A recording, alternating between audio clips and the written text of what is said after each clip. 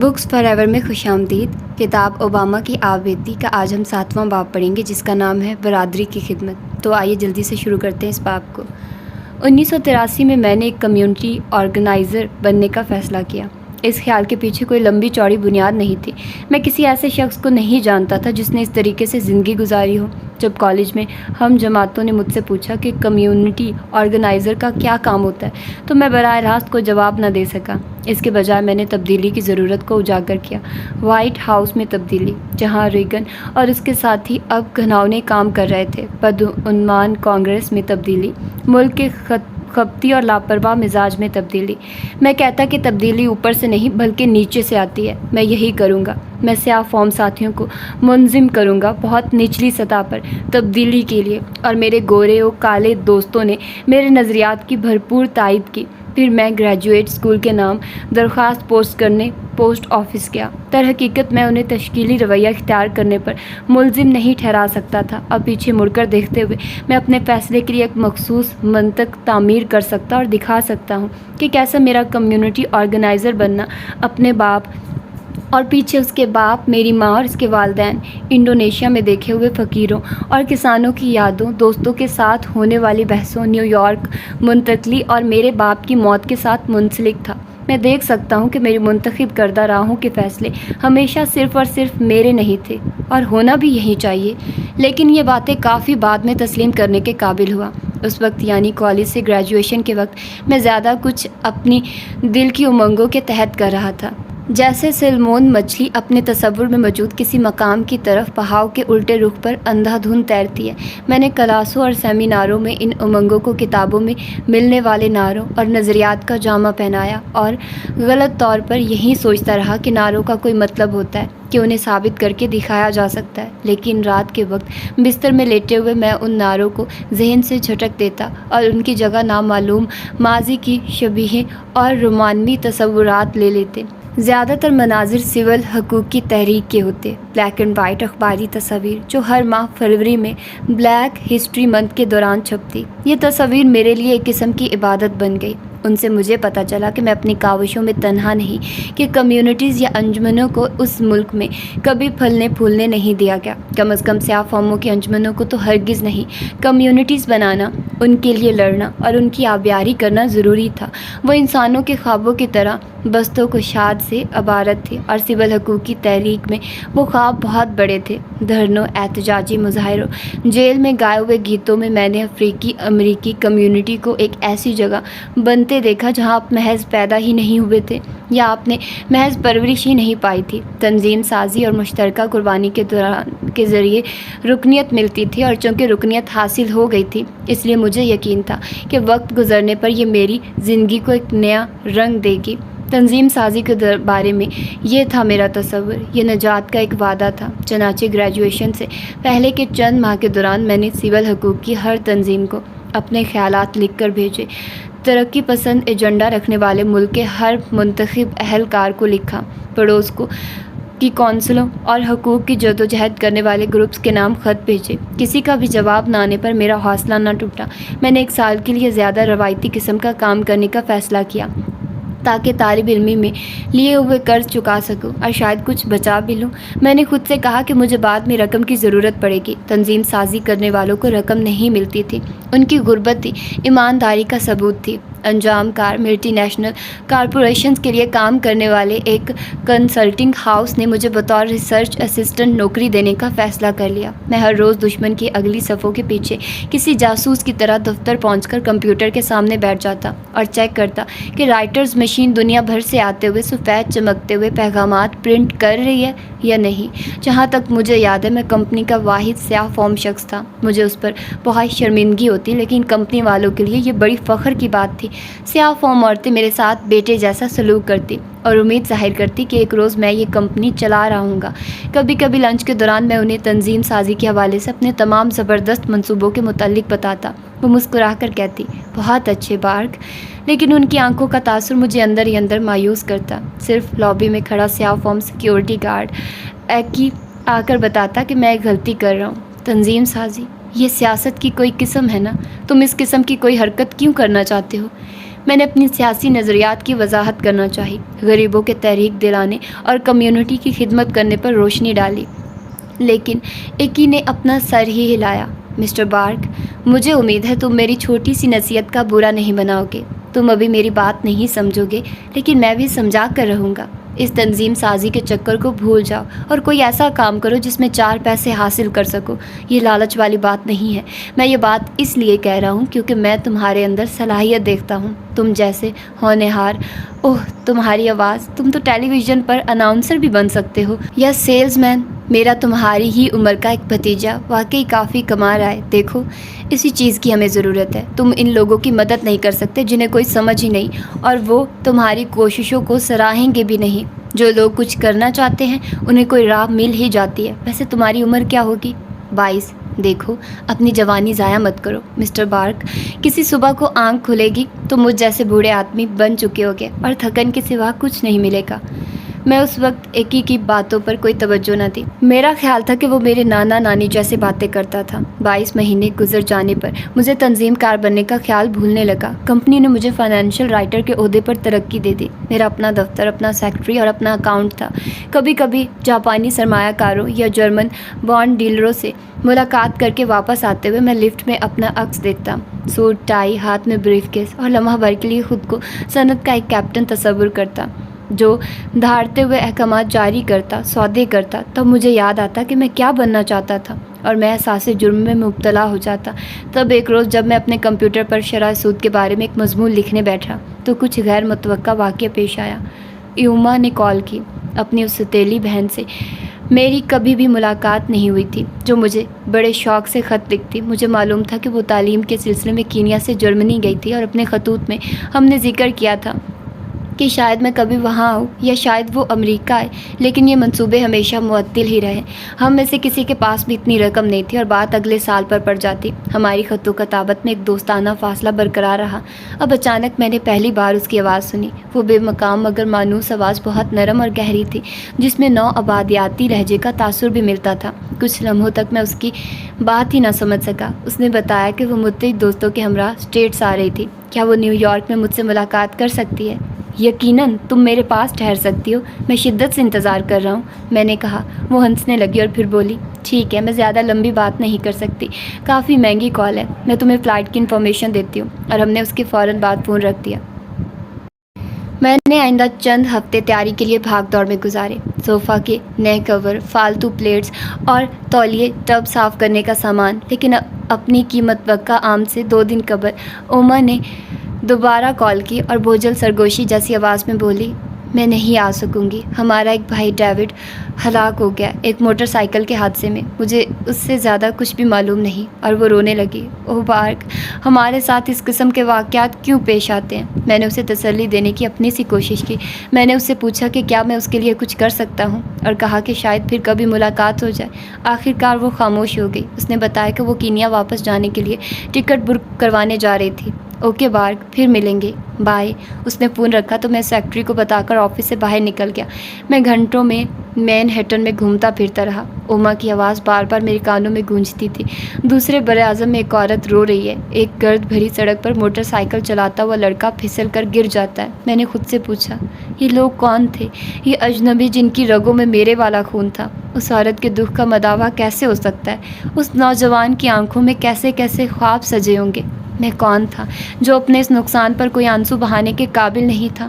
میں آج بھی سوچتا ہوں کہ اوما کے ساتھ اس پہلے رابطے نے کیسے میری زندگی بدل کر رکھ دی۔ یا ہو سکتا ہے کہ اس رابطے سے کوئی فرق نہ پڑا ہو سکتا ہے کہ میں پہلے ہی اپنے تنظیم سازی کے ارادے پختہ کر چکا ہوں، اور اوما کی آواز نے محض مجھے یاد دلایا ہو کہ میرے بہت سے زخم ابھی تک تازہ تھے اور میں انہیں خود ہی ٹھیک نہیں کر سکتا تھا۔ یا ہو سکتا ہے کہ ڈیوڈ نہ مرتا، اوما نیو یارک آتی اور مجھے کینیا اور باپ کے متعلق اس سے وہ کچھ معلوم ہو جاتا جو بعد میں معلوم ہوا۔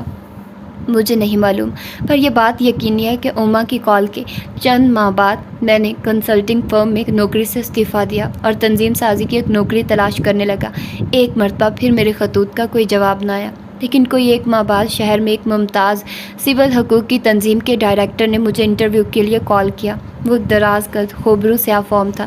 اس کے دفتر میں اطالوی کرسیاں اور افریقی مجسمے رکھے تھے۔ ڈائریکٹر نے میرے بایو ڈیٹا پر نظر ڈال کر کہا، مجھے پسند آیا یہ بالخصوص کارپوریٹ میں تجربہ۔ آج کل سول حقوقی تنظیم کا حقیقی کام یہی ہے۔ اب احتجاجی مظاہرے اور دھرنے کارآمد نہیں رہے۔ کام کرنے کے لیے ہمیں کاروباری، حکومت اور اندرون شہر کے درمیان روابط بنانے کی ضرورت ہے۔ اس نے اپنے بوڑھے ہاتھ آپس میں رگڑے، مجھے چمکدار کاغذ پر چھپی ایک سالانہ رپورٹ دکھائی، جس سے پہلے صفحے پر تنظیم کے بورڈ آف ڈائریکٹرز کی فہرست تھی۔ ان میں ایک سیاہ فارم اور ایک سفید فارم کارپوریٹ ایگزیکٹو تھے۔ ڈائریکٹر بولا، دیکھا تم نے، پبلک پرائیویٹ پارٹنرشپ مستقبل کی کنجی، اور یہیں تم جیسے نوجوانوں کی جگہ بنتی ہے۔ تعلیم یافتہ، پراعتماد بورڈ رومز میں پرسکون۔ پتہ ہے، پچھلے ہفتے ہی میں وائٹ ہاؤس میں ایک ڈنر کے موقع پر ہڈ کے ساتھ اس مسئلے پر گفتگو کر رہا تھا۔ جیک بہت زبردست آدمی ہے، وہ تم جیسے نوجوان سے مل کر بہت خوش ہوگا۔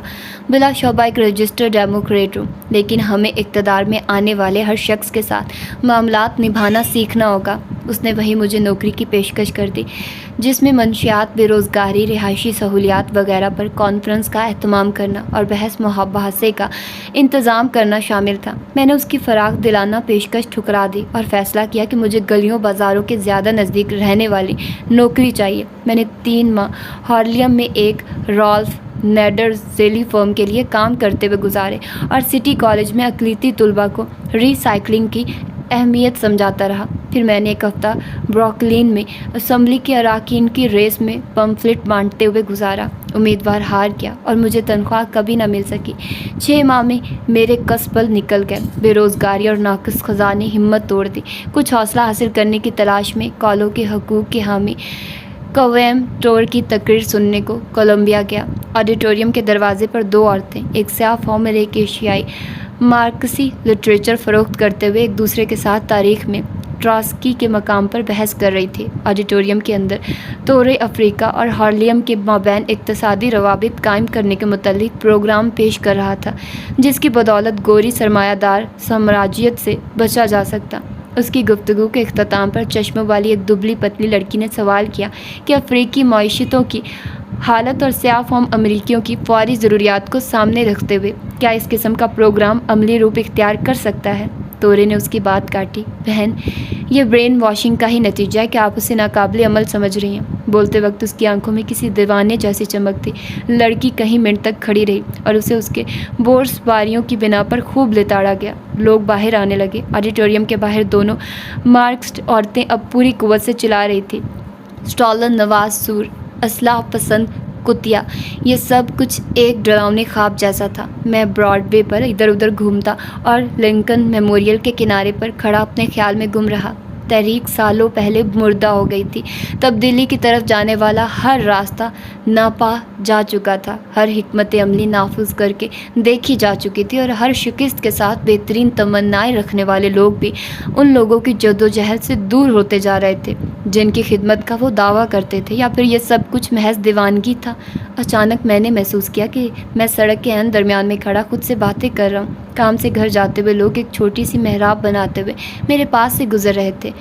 ابھی میں نے تنظیم سازی کے متعلق تمام امیدیں ترک نہیں کی تھی جب مجھے مارٹی کافمین کی جانب سے کال موصول ہوئی۔ اس نے بتایا کہ وہ شکاگو میں تنظیم سازی شروع کر رہا ہے اور کسی زیر تربیت شخص کی خدمات لینا چاہتا ہے۔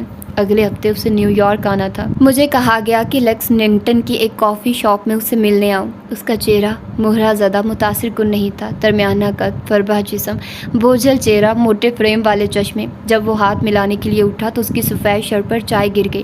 مارٹی نے ٹیشو پیپر سے اپنی شرٹ صاف کرتے ہوئے کہا، ہوائی سے تعلق رکھنے والا کوئی شخص تنظیم سازی کا کام کیوں کرنا چاہے گا؟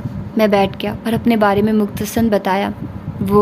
اس نے سر ہلایا اور کاغذ والا پیڈ نکالا۔ تمہیں کسی چیز پر ضرور غصہ ہوگا۔ کیا مطلب ہے آپ کا؟ اس نے کندھے اچکائے۔ مجھے ٹھیک تو نہیں پتا کہ کیا، لیکن ضرور کچھ ہے۔ میری بات کا غلط مطلب نہ لو۔ غصہ اس قسم کے کام کے لیے ضروری ہے۔ صرف اسی وجہ سے کوئی شخص تنظیم سازی جیسا کام کرتا ہے۔ مطمئن لوگ زیادہ راحت بخش کام کا انتخاب کرتے ہیں۔ اس نے مزید گرم پانی کا آرڈر دیا اور مجھے اپنے بارے میں بتایا۔ وہ 35-40 سال کا یہودی تھا۔ اس نے 60 کی دہائی میں طلباء کے احتجاجی مظاہروں کے دوران تنظیم سازی شروع کی اور 15 برس تک یہی کرتا رہا۔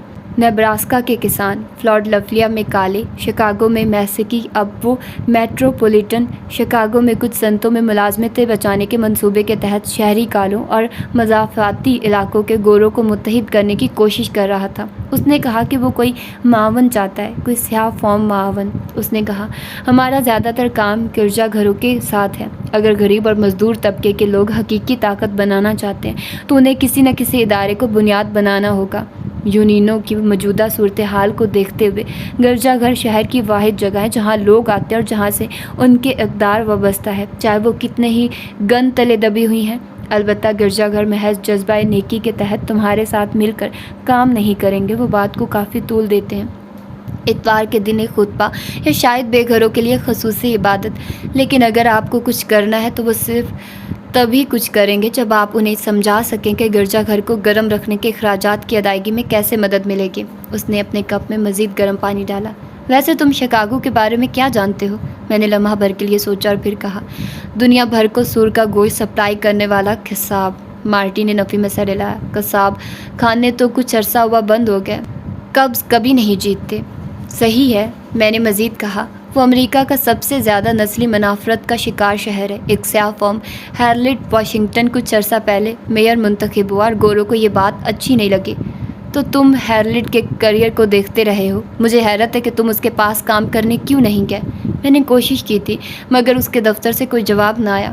مارٹی نے مسکرا کر اپنا چشمہ اتار دیا اور ٹائی کی کونی سے شیشے صاف کیے۔ اگر آپ سیاہ فام نوجوان ہیں اور سماجی مسائل میں دلچسپی رکھتے ہیں تو بس اتنا ہی کرنا کافی ہے۔ کام کرنے کے لیے کوئی سیاسی مہم تلاش کرو، کوئی بارسوخ سرپرست، کوئی ایسا شخص جو تمہیں کیریئر میں مدد دے سکے۔ اور ہیرلڈ بلا شبہ بارسوخ ہے، کافی مسحور کن شخصیت۔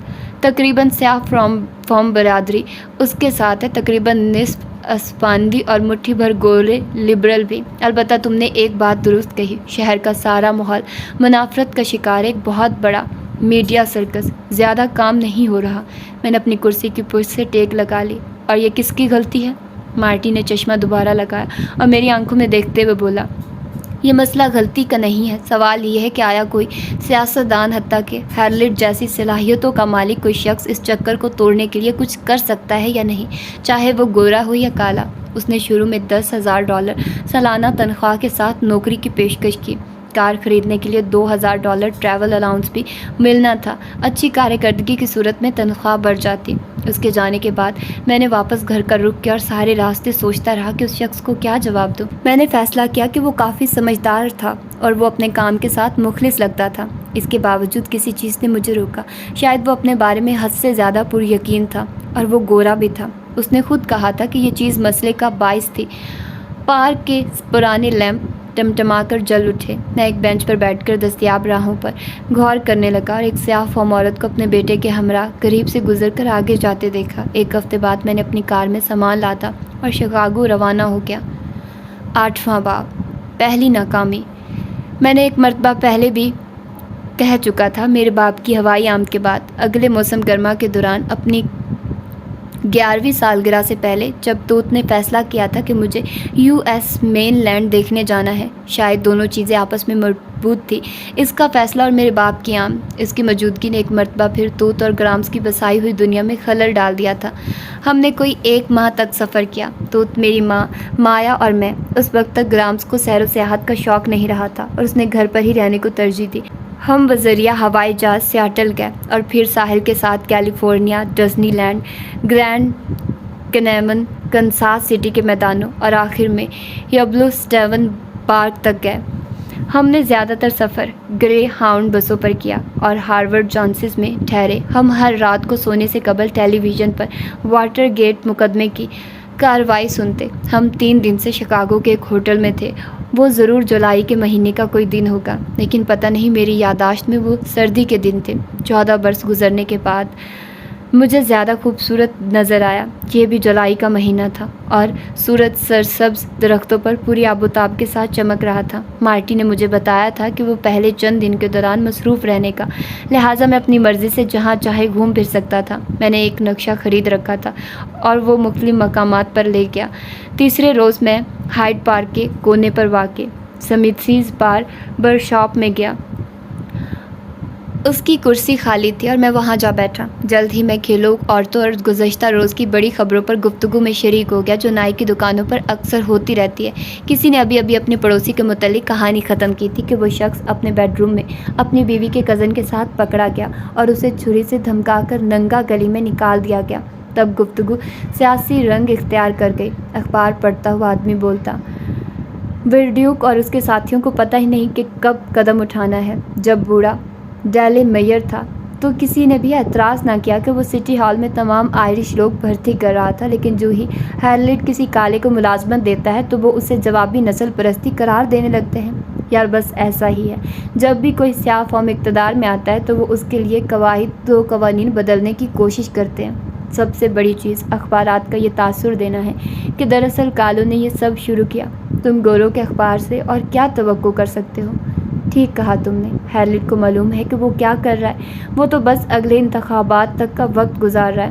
تو سیاہ فام لوگ شکاگو کے میئر کے متعلق اس طرح بات کرتے تھے کہ جیسے وہ ان کا کوئی رشتہ دار ہو۔ جوتا مرمت کرنے والوں کی کسانوں سے لے کر بیوٹی پارلرز تک ہر جگہ اس کی تصاویر لگی تھی۔ باربر نے مجھے اس کی تصویر کی طرف دیکھتے ہوئے دیکھا اور پوچھا کہ کیا میں اس الیکشن کے دوران شکاگو میں تھا۔ میں نے نہیں میں جواب دیا۔ اس نے سر ہلایا اور بولا، اس شہر کی نظر میں اس کی قدر و قیمت کا اندازہ کرنے کے لیے یہاں موجود ہونا ضروری ہے۔ ہیرلڈ سے پہلے ہم سب خود کو دوسرے درجے کے شہری سمجھا کرتے تھے۔ پلانٹیشن کی سیاست، اخبار پڑھتے ہوئے آدمی نے کہا۔ ہاں صحیح بات ہے، کالے لوگ بدترین ملازمتیں کرتے ہیں، سب سے بری جگہوں پر رہتے ہیں، پولیس خوفناک ظلم کرتی ہے، لیکن جب نام نہاد سیاہ فاموں کے کمیٹی نمائندے انتخابات کے قریب آتے ہیں تو ہم سب قطاریں بنا کر سیدھے ڈیموکریٹک امیدوار کو ووٹ ڈال دیتے ہیں۔ کرسمس کی ایک ٹرکی ہمارے ضمیر کی قیمت ہے۔ گورے ہمارے چہروں پر تھوکتے ہیں اور ہم انہیں اپنے ووٹ کے ذریعے انعام دیتے ہیں۔ ہیرلڈ کے عروج کی گفتگو سنتے ہوئے بالوں کا ایک گچھا میری گود میں آ گرا۔ وہ ایک مرتبہ پہلے بھی میئر کا الیکشن لڑ چکا تھا مگر ناکام رہا۔ ان آدمیوں نے سیاہ فام برادری کے عدم اتحاد اور بے یقینی کو الزام دیا، لیکن ہیرلڈ نے دوبارہ کوشش کی تھی اور اس مرتبہ اس کے لوگ تیار تھے۔ انہیں اپنے یقین کا انعام ملا۔ باربر نے آئینہ مجھے پکڑایا تاکہ میں چیک کر لوں اور پھر کپڑا اتار کر برش سے میری گردن صاف کی۔ میں نے اٹھتے ہوئے کہا، تاریخ کا سبق پڑھانے کا شکریہ، اس کے کوئی پیسے نہیں، بال کٹوانے کے $10۔ ویسے تمہارا نام کیا ہے؟ بارک۔ بارک، تم مسلمان ہو؟ میرا دادا تھا۔ اس نے پیسے لیے اور ہاتھ ملایا۔ اچھا بارک، اگلی مرتبہ کچھ جلدی آ جانا۔ جب تم اندر آئے تھے تو تمہارے بال بہت خراب حالت میں تھے۔ اسی روز سحر پیر کو مارٹی نے مجھے میری نئی رہائش گاہ سے لیا اور ہم اسکائی وے پر جنوب کی طرف بڑھے۔ کئی میل سفر کے بعد ہم لکڑی یا اینٹ سے بنے چھوٹے چھوٹے گھروں کی قطار کے قریب سے گزرے اور پھر ایک بہت بڑی پرانی فیکٹری میں پہنچے، پرانا ویسکونسن اسٹیل پلانٹ۔ ہم خاموشی سے وہاں بیٹھ گئے اور عمارت کا معائنہ کرنے لگے۔ وہ خالی اور زنگ آلود تھی، کسی کاٹ کباڑ کے ڈھیر کی طرح۔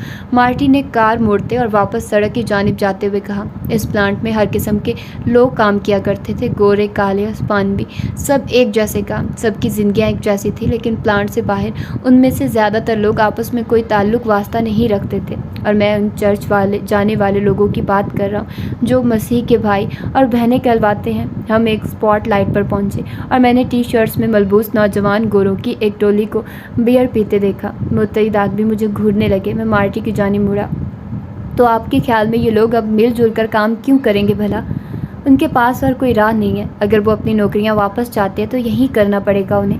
جب ہم ہائی وے پر واپس پہنچے تو مارٹی مجھے اپنی قائم کردہ تنظیم کے متعلق مزید بتانے لگا۔ تب اس نے کہا، یہاں پیداوار دوبارہ شروع کرنے میں کچھ وقت لگے گا، کم از کم 10 سال، لیکن ایک بار ہم یونینز کو شریک کر لیں تو سودے بازی کی ایک بنیاد میسر آ جائے گی۔ اس دوران ہمیں لوگوں کو چھوٹی چھوٹی فتوحات میں مصروف رکھنا ہوگا، کوئی ایسی چیز جو لوگوں کو دکھا سکے کہ اگر وہ آپس میں لڑنا بند کر دے تو وہ کس قدر طاقتور ہوں گے، کہ انہیں اپنے حقیقی دشمن سے لڑنا چاہیے۔ اور وہ دشمن کون ہے؟ مارٹی نے کندھے اچکائے۔ سرمایہ کاری کرنے والے، بینکر، سیاستدان، دھڑے باز۔ مارٹی نے ایک آنکھ میچ کر آگے سڑک پر دیکھتے ہوئے سر ہلایا اور مجھے شک ہوا کہ وہ اتنا سنکی نہیں جتنا نظر آنا چاہتا ہے وہ پلانٹ اس کے لیے کہیں زیادہ وسیع معنی رکھتا تھا۔ میں نے سوچا کہ ضرور اسے بھی زندگی میں کہیں نہ کہیں دھوکہ ہوا ہے۔ شہر واپس پہنچنے تک شام ڈھل چکی تھی۔ ہم ایک بڑے سے نیم مضافاتی سکول کی پارکنگ میں رکے جہاں لوگوں کا ایک مجمع ہال کی جانب جا رہا تھا۔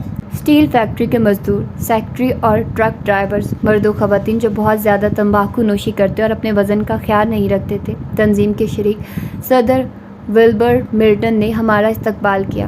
ویلکم، ہم سوچ رہے تھے کہ آپ لوگ پتہ نہیں کب پہنچیں گے، اس نے میرا ہاتھ دباتے ہوئے کہا۔ مارٹی نے آڈیٹوریم کے اندر نظر ڈالی۔ حاضری کیسی لگ رہی ہے؟ ابھی تک تو ٹھیک ہے، لگتا ہے کہ ہر کسی نے اپنا اپنا کوٹا پورا کیا ہے۔ گورنر کے آدمیوں نے ابھی کال کر کے بتایا کہ وہ روانہ ہو گیا ہے۔ مارٹی اور ولبر اسٹیج کی جانب چل دیے۔ وہ شام کے ایجنڈے پر غور کر رہے تھے۔ میں بھی ان کے پیچھے چل پڑا، لیکن راستے میں درمیانی عمر کی 3 سیاہ فام عورتیں آ گئیں۔ ان میں سے ایک خوش شکل عورت نے اپنا تعارف بطور اینجلا کروایا اور پھر آگے جھک کر سرگوشی کی۔ تم باہر کو نا؟ میں نے ہاں میں سر ہلایا۔ تمہیں اندازہ نہیں کہ ہم تمہیں یہاں دیکھ کر کتنی خوش ہیں۔ اینجلا کے ساتھ کھڑی زیادہ عمر کی عورت بھی بولی۔ تمہیں اندازہ نہیں ہو سکتا۔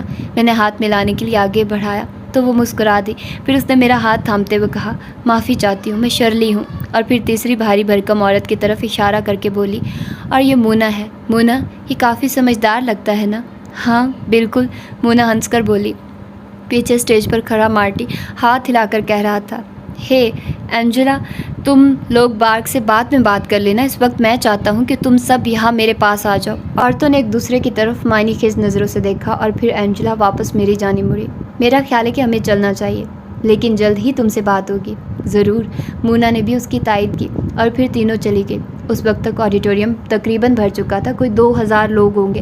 ان میں سے تقریباً 1/3 سیاہ فاموں کی بسوں میں بٹھا کر لایا گیا تھا۔ 7 بجے ایک بھجن منڈلی نے 2 مذہبی گیت گائے۔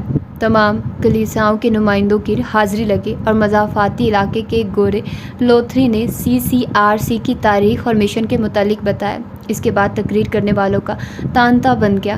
میرے خیال میں یہ سب کچھ بے کیف سا تھا، کسی سیاسی کنونشن یا ٹیلی ویژن پر ریسلنگ میچ کی طرح۔ مجمع ابھی تک پرجوش لگتا تھا۔ کچھ لوگوں نے اپنے اپنے چرچ کے نام والے بینرز اٹھا رکھے تھے، دیگر اپنے کسی دوست یا رشتہ دار کو اسٹیج پہ بیٹھے دیکھ کر تالیاں بجاتے۔ اتنے بہت سے کالے اور سفید چہروں کو ایک ہی جگہ پر دیکھ کر میں نے بھی کچھ فرحت محسوس کی۔ ریلی ختم ہونے پر مارٹی نے بتایا کہ اسے کچھ لوگوں کو گھر تک چھوڑنا ہے، لہٰذا میں واپس شہر جانے والی کسی بس میں بیٹھ جاؤں۔ ولبر کے ساتھ والی سیٹ خالی ملی اور فری وے کے لائٹس کی روشنی میں اس نے مجھے اپنے متعلق کچھ مزید بتانا شروع کیا۔ وہ شکاگو میں پلا بڑھا اور ویتنام کی جنگ میں شریک ہوا تھا۔ جنگ کے بعد اس نے ایک بینک میں ملازمت کی اور نکالے جانے پر مسیح کی خدمت میں آ گیا۔ بس ایک گرجا گھر کی پارکنگ میں رکے اور ولبر نے میرا شکریہ ادا کیا کہ میں آیا اور سارے جلسے میں حصہ لیا۔ ریلی کے اگلے دن مارٹی نے فیصلہ کیا کہ اب مجھے کچھ حقیقی کام کرنا چاہیے۔ اس نے مجھے لوگوں کی ایک طویل فہرست دی تاکہ ان سے جا کر ملوں اور ان کی دلچسپیاں معلوم کروں۔ لوگ اس لیے تنظیم سازی کا حصہ بنتے ہیں کیونکہ انہیں اس میں کچھ حاصل ہونے کی امید ہوتی ہے۔ اگر مجھے ایک مرتبہ کسی مسئلے میں لوگوں کی دلچسپی نظر آ جائے تو انہیں میدان عمل میں لا سکتا ہوں۔ مسائل، عملی اقدام، قوت اور ذاتی مفاد، مجھے یہ تصورات پسند آئے۔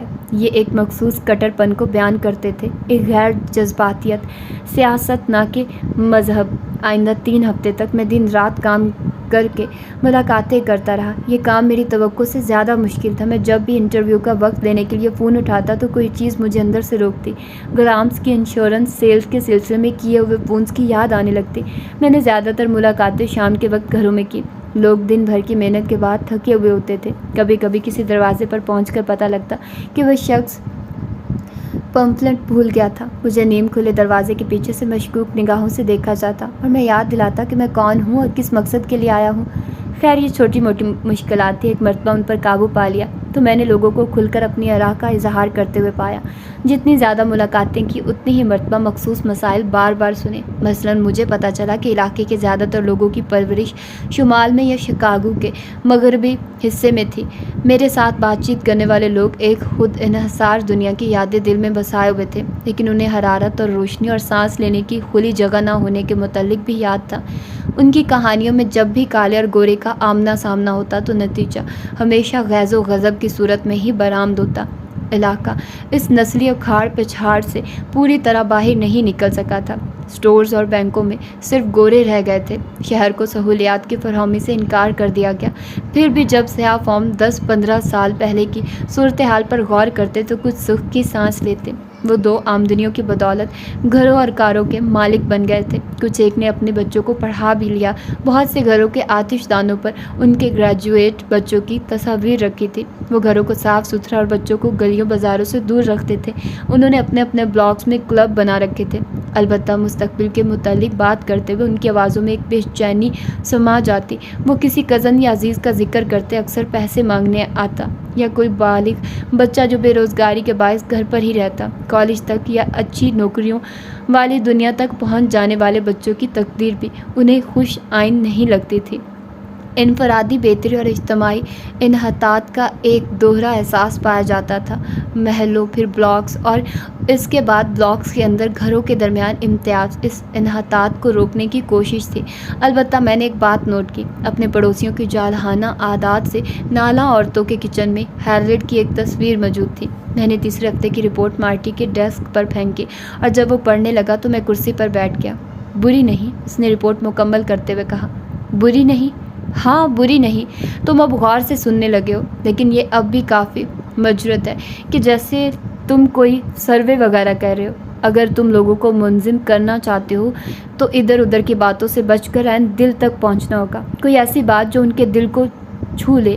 بس صورتیں دیکھ کر تم کبھی بھی ان کے ساتھ کوئی گہرا تعلق نہیں بنا سکو گے۔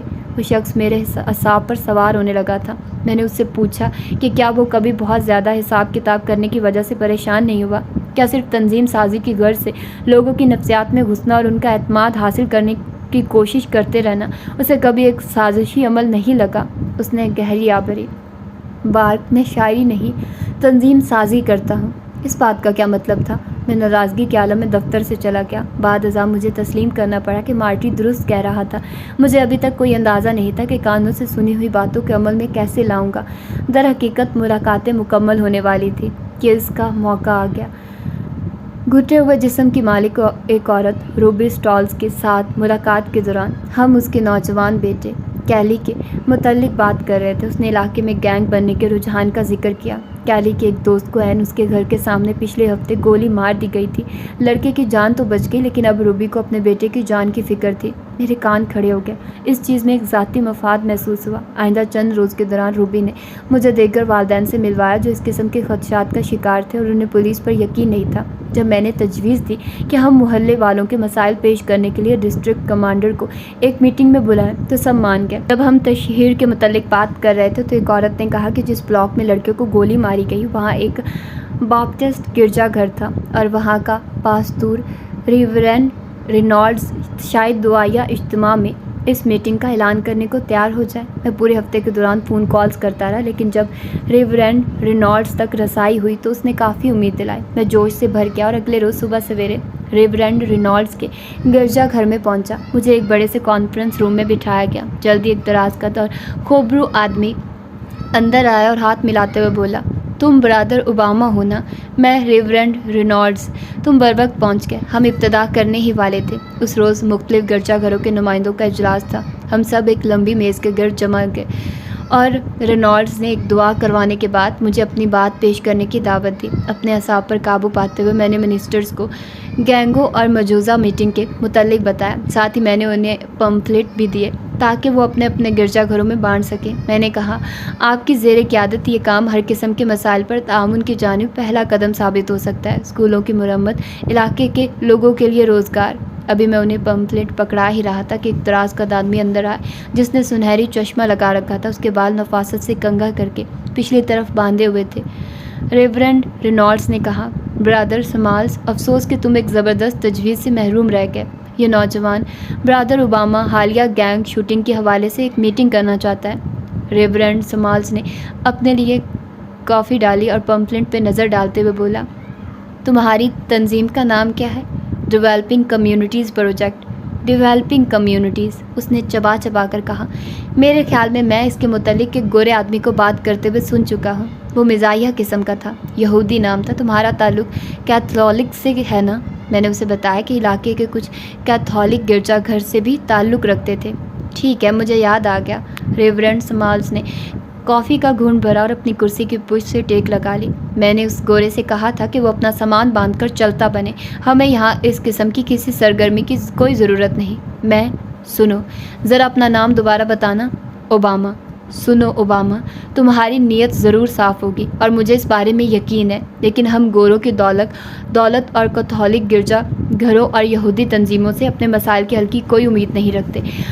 انہیں ہم میں کوئی دلچسپی نہیں۔ اس شہر میں کلیسیائی حلقوں پر کٹر نسل پرستوں کا راج ہے، ہمیشہ سے رہا ہے۔ گورے یہاں آتے اور ہمیں بتاتے ہیں کہ کون سی چیز ہمارے لیے بہتر ہے۔ وہ تم جیسے گفتگو کے ماہر پڑھے لکھے نوجوانوں کو نوکری پر رکھ لیتے ہیں جنہیں خود بھی کچھ زیادہ پتہ نہیں ہوتا۔ وہ بس معاملات کو اپنے ہاتھ میں لینا چاہتے ہیں۔ یہ سب ایک سیاسی کھیل اور اس گروپ کا سیاست سے کوئی تعلق نہیں۔ میں نے اصرار کیا کہ گرجا گھر ہمیشہ سے برادری کے مسائل اٹھانے میں پیش رہا ہے، لیکن ریورنڈ سمالز نے سر ہلاتے ہوئے کہا، تم نہیں سمجھو گے۔ نئے میئر کے آنے سے حالات بدل گئے ہیں۔ میں ڈسٹرکٹ پولیس کمانڈر کو بہت عرصے سے جانتا ہوں۔ اس علاقے کا منتخب نمائندہ سیاہ فاموں کو اقتدار میں لانا چاہتا ہے۔ ہمیں اپنے ہی لوگوں کے خلاف احتجاج کرنے کی کیا ضرورت ہے؟ کمرے میں موجود باقی سب لوگ خاموش تھے۔ ریورنڈ سمالز مسکرائے اور میرے کندھے پر تھپکی دی۔ میری بات کا غلط مطلب نہ لو، ہمیں اس مقصد کو حاصل کرنے کے لیے نوجوانوں کی ضرورت ہے۔ میں بس یہی کہہ رہا ہوں کہ اس وقت تم غلط طرف کھڑے ہو۔ میں بیٹھ گیا اور جلنے بھننے لگا۔ پاس دور دیگر معاملات پر گفتگو میں لگ گئے۔ میٹنگ ختم ہونے پر ریورنڈ رینالڈز اور چند دیگر نے میرا شکریہ ادا کیا۔ ایک نے مجھے کہا، چارلی اس کو زیادہ سنجیدگی سے نہ لو، وہ کبھی کبھی بہت سخت ہو جاتا ہے۔ لیکن میں نے دیکھا کہ ان میں سے کوئی بھی میرے دیے ہوئے پوسٹر ساتھ نہیں لے کر گیا تھا۔ میں ہفتہ بھر فون پر ان سے رابطے کی کوشش کرتا رہا، مگر سیکرٹریوں نے یہی کہا کہ وہ دفتر سے باہر ہے۔ بہرحال ہم نے پولیس کے ساتھ میٹنگ کی، جو چھوٹی سی تباہی ثابت ہوئی۔ صرف 13 لوگ آئے اور زیادہ تر کرسیاں خالی پڑی رہی۔ ڈسٹرکٹ کمانڈر نے خود آنے کے بجائے کمیونٹی ریلیشنز آفیسر کو بھجوا دیا تھا۔ ہمیں والدین کے نظم و ضبط کے متعلق پولیس والے کا لیکچر سننا پڑ گیا۔ میٹنگ کے وسط پہ مارٹی پہنچا۔ میٹنگ ختم ہونے پر وہ آیا اور میرے کندھے پر ہاتھ رکھ دیا۔ بہت برا لگ رہا ہے نا؟ واقعی ایسا تھا۔ اس نے مجھے صفائی کرنے میں مدد دی اور پھر کافی پلانے لے گیا۔ اس نے چند غلطیوں کی نشاندہی کی۔ گینگز کا مسئلہ اس قدر عمومی تھا کہ لوگ اس سے متاثر نہیں ہو سکتے تھے۔ مسائل کو ٹھوس، مخصوص اور قائل کر لینے والا ہونا چاہیے۔ مجھے چاہیے تھا کہ روبی کو زیادہ تیار کرتا اور کم تعداد میں کرسیاں رکھتا۔ نیز مجھے کمیونٹی کے رہنماؤں سے واقفیت حاصل کرنے میں مزید وقت لگانا چاہیے تھا۔ محض پمفلنٹ لوگوں کو برسات بھری رات میں گھر سے باہر نہیں لا سکتے تھے۔ مارٹی نے میرا حوصلہ بڑھایا۔ تمہیں خوش ہونا چاہیے کہ تم نے بہت جلد سبق سیکھ لیا۔ ہاں، لیکن کیسا سبق؟ مارٹی کو جاتے ہوئے دیکھتے وقت میں نے سارے دن کی کارروائی کے متعلق سوچا۔ ہر منظر میں ایک اپنا سبق موجود تھا۔ ہر مرحلے کی مختلف تعبیریں کی جا سکتی تھی۔ ہم لوگ آنکھیں بند کر کے ایک ہی الفاظ بولتے جاتے تھے، لیکن اپنے اپنے دل میں اپنے اپنے آقاؤں سے التجا کرتے۔ ہم سب اپنی یادوں کے اسیر تھے۔ ہم سب اپنے اپنے احمقانہ سحر میں کھوئے ہوئے تھے۔ مارٹی اور سمالز دونوں جانتے تھے کہ مذہب کی طرح سیاست میں بھی قطعیت کا نام سیاست ہے، اور صرف ایک شخص کی مطلق حیثیت ہمیشہ دوسرے کے لیے خطرہ بنی رہتی ہے۔ میں نے وہیں کھڑے کھڑے خود کو ایک ملحد محسوس کیا، لیکن ملحد بھی کسی نہ کسی چیز پر یقین رکھتا تھا۔ کم از کم اسے اپنے شک کی صداقت پر تو یقین ہوتا تھا۔ میں اس سے بھی محروم تھا۔